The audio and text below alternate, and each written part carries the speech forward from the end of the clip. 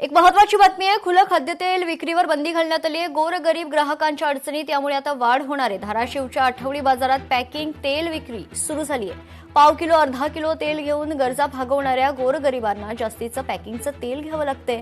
छोट्या छोट्या पॅकिंगमध्ये तेल उपलब्ध व्हावे सर्वसामान्य ग्राहकांकडून अशी मागणी आता जोर धरू लागली.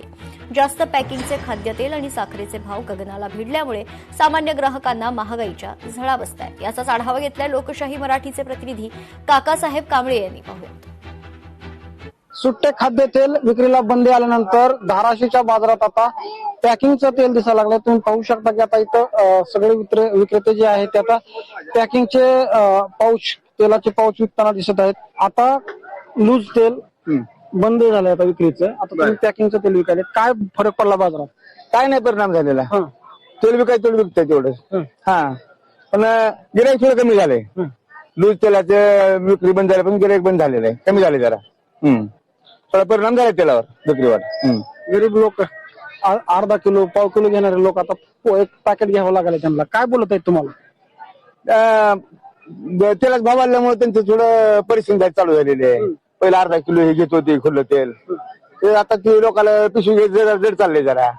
पाव किलो तेल मजुराला जे घ्यायचं असते अर्धा किलो पाव किलो ते घेता येत नाही, कारण ते दुकानदार म्हणतात पिशवीच घ्या, कारण सुट्ट तेलावर बंदी आणलेली आहे शासनानं.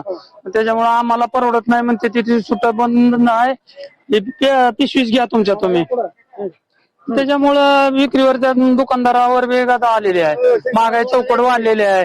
तेल बंद झाल्यामुळे जनतेचे हाल व्हायले. गोरगरीबाला पाव किलो छटाक घेऊन खाता येतो ते खाणं नाही. त्याला 1 किलो नाईलाज आणि अर्धा किलो पाऊस घ्यावा लागते. ज्याची परिस्थिती नाही त्याला ती नाईलाजानं पाव किलोच्या जागेवर 1 किलो घ्यावं लागतं. आर्थिक संसारात टंचाई निर्माण होती.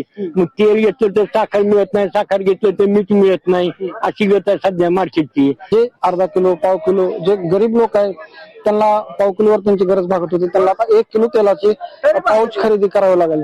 आणि त्यामुळेच आता आर्थिक बजेट कोलमडल्याचं हे आता व्यापाऱ्यासह ग्राहकही सांगत आहेत. कॅमेरामन अविनाश नवगिरे समी, काकासाहेब कांबळे, लोकशाही मराठी, धाराशिव. लोकशाही मराठी ऐका, पहा, जागरूक रहा.